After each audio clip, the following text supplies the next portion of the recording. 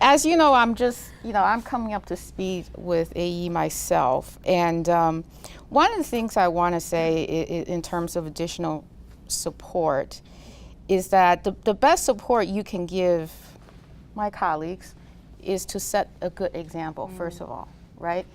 That, I was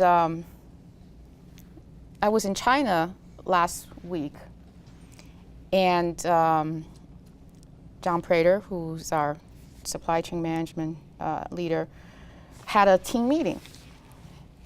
There was 30 people, 29 women. Okay, so I walk in there, I'm like, wow, this is a little different than what I typically see at AE.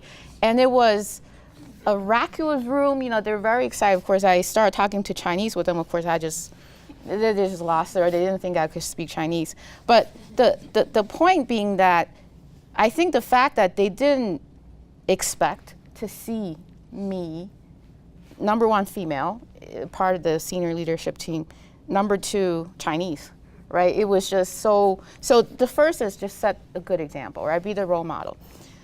Second, I think is that, I think this goes back to what Helen was saying earlier, right? I think women, when we compete with men, we tend to do a little bit differently when we're competing with each other.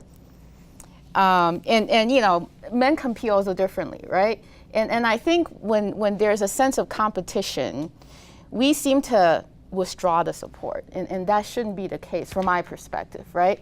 Because I think competition is healthy, right? Whether it's with your male colleagues or your female colleagues, because what it does is that it pushes us to do better, right? And so, I do feel that that's something I think we all, as female leaders, should probably recognize, that if we have a young engineer coming up who's doing great, right, we shouldn't feel threatened. We should feel like, okay, this person has something going for her. We should support her, give her the right advice, and help her along as much as possible.